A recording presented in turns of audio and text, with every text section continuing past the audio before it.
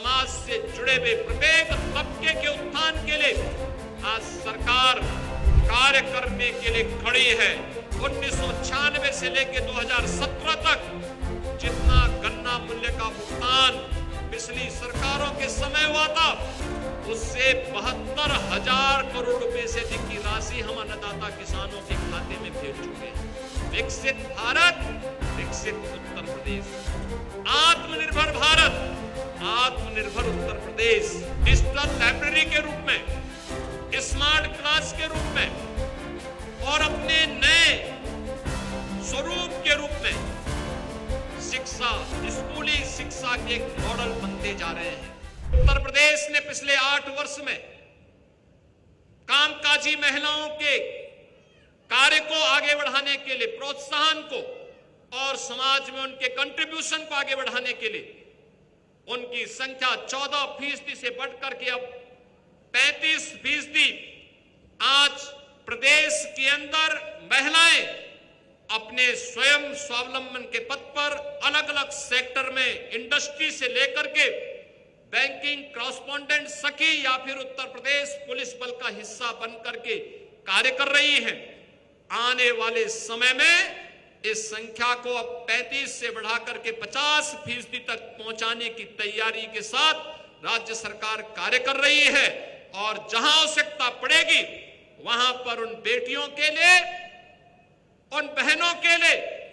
हर जनपद में छात्रावास के निर्माण के कार्यक्रम को उन्हें सुरक्षित माहौल देने के लिए राज्य सरकार पूरी प्रतिबद्धता के साथ कार्य करेगी। आज कृषि को, हमारे अन्नदाता किसानों को प्रधानमंत्री किसान सम्मान निधि का लाभ प्राप्त हो रहा है, प्रधानमंत्री कृषि बीमा योजना का लाभ मिल रहा है,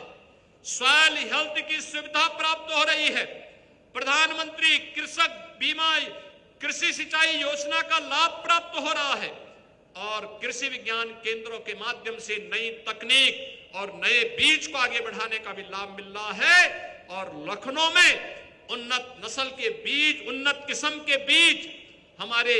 अन्नदाता किसानों को प्राप्त हो, जिनकी उनकी लागत को कम किया जा सके। इसके लिए पूर्व प्रधानमंत्री भारत रत्न चौधरी चरण सिंह जी के नाम पर एक सीड पार्क का निर्माण हम लखनऊ में ही करने जा रहे हैं। माध्यमिक शिक्षा में मुख्यमंत्री प्रोजेक्ट अलंकार स्कीम के अंतर्गत उन्हें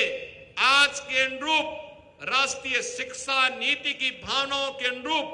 नए पाठ्यक्रम के साथ जोड़ने के लिए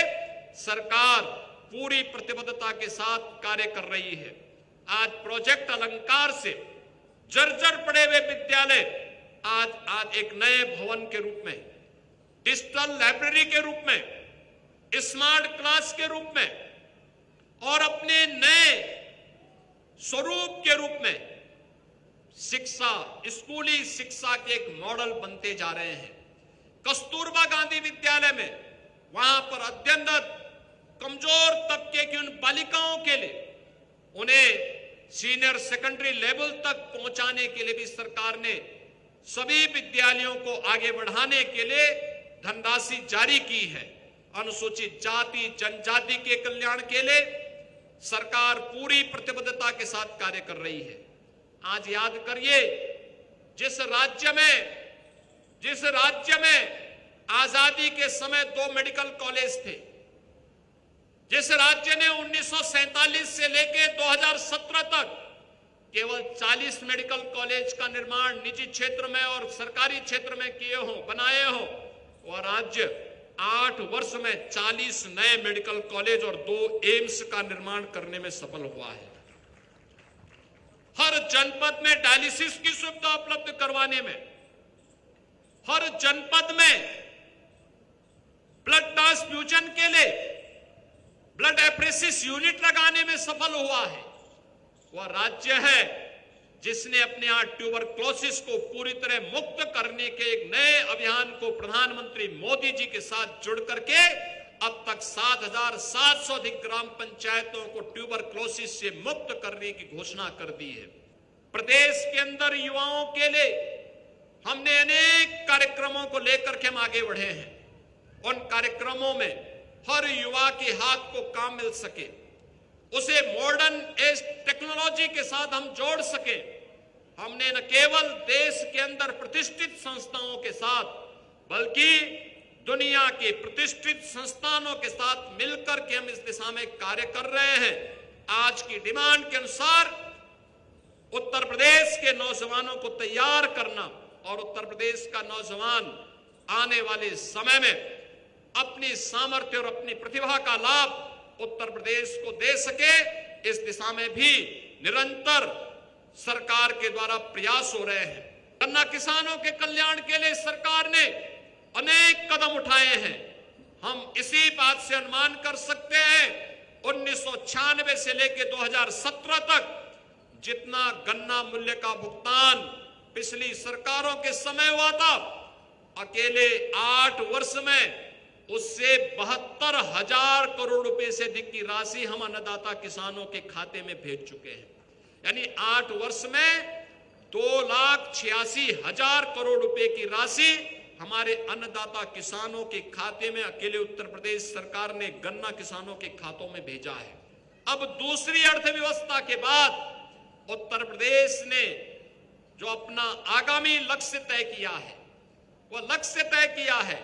प्रधानमंत्री मोदी जी के मार्गदर्शन में उत्तर प्रदेश ने तय किया है 29-30 में उत्तर प्रदेश अगर भारत 2027 में $1 ट्रिलियन की इकोनॉमी बनेगा, भारत $5 ट्रिलियन की इकोनॉमी बनेगा, तो उत्तर प्रदेश भी $1 ट्रिलियन की इस इकोनॉमी को प्राप्त करने के लिए कर्मिक रूप से प्रयास कर रहा है। उत्तर प्रदेश आसानी से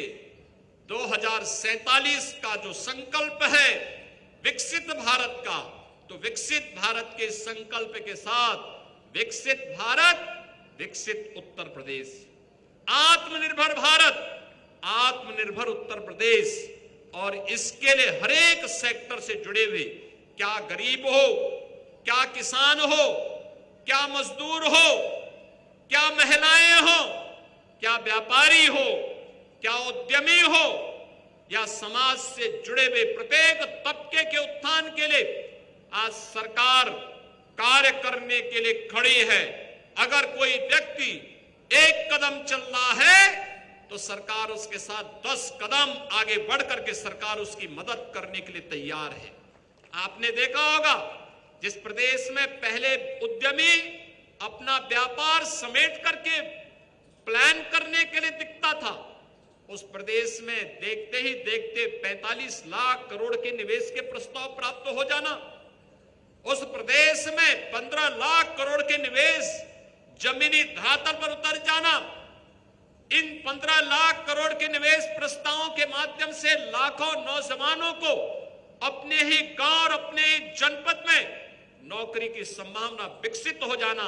यह इस बात का द्योतक है कि उत्तर प्रदेश में सामर्थ्य थी, उस प्रकार की संभावनाएं थी, लेकिन उन्हें अपने राजनीतिक स्वार्थों के कारण लोगों ने जमीनी धरातल पर नहीं उतरने दिया था। स्किल डेवलपमेंट के माध्यम से उत्तर प्रदेश के युवाओं को आगे बढ़ने की नई संभावनाओं और उनके रोजगार के साथ जोड़ने का कार्यक्रम, और इसीलिए सरकार ने तय किया है हम लौह पुरुष सरदार वल्लभ भाई पटेल की स्मृति में उनके नाम पर हर जिले में एम्प्लॉयमेंट जोन की स्थापना करेंगे। लगभग 100 एकड़ क्षेत्रफल में फैले हुए इस एम्प्लॉयमेंट जोन में न केवल उद्योग की सभी प्रकार की तकनीक को देंगे, बल्कि स्किल डेवलपमेंट के माध्यम से आज की न्यू एज टेक्नोलॉजीज के साथ हम अपने युवाओं को जोड़ने का काम करेंगे, और इस पर सरकार ने कार्य आगे बढ़ाया है।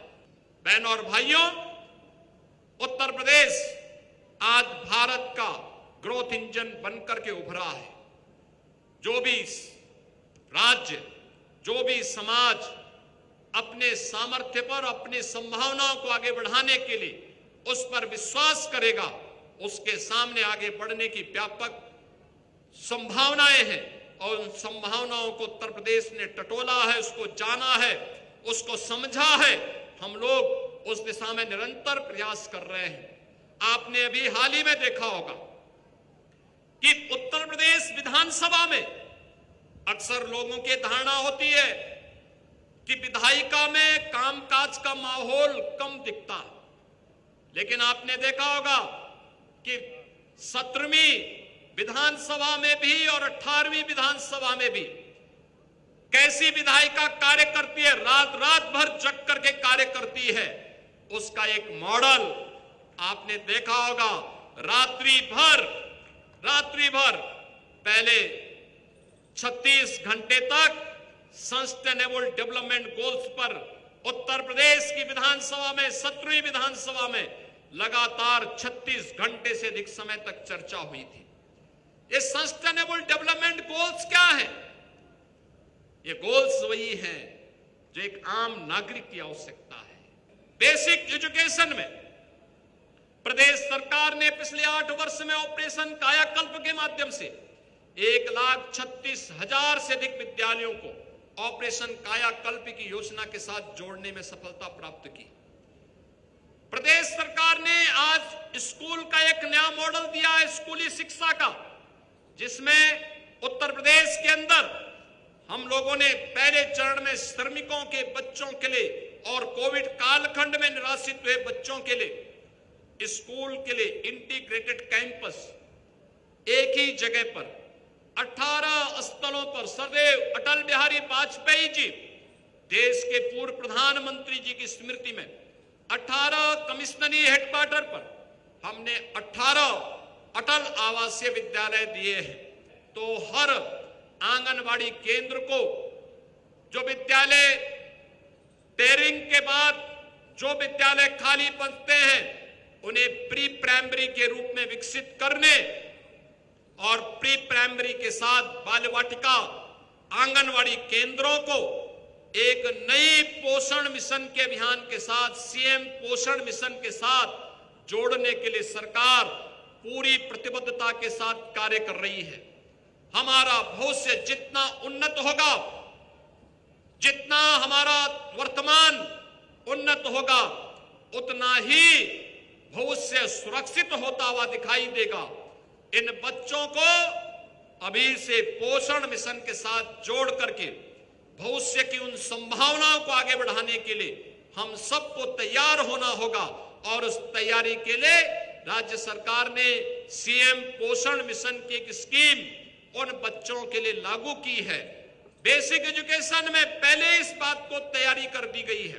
कि कोई भी विद्यालय बंद नहीं होगा। 1 किलोमीटर से अधिक की दूरी पर किसी भी बच्चे को न जाना पड़े, यह भी हम ध्यान रखेंगे।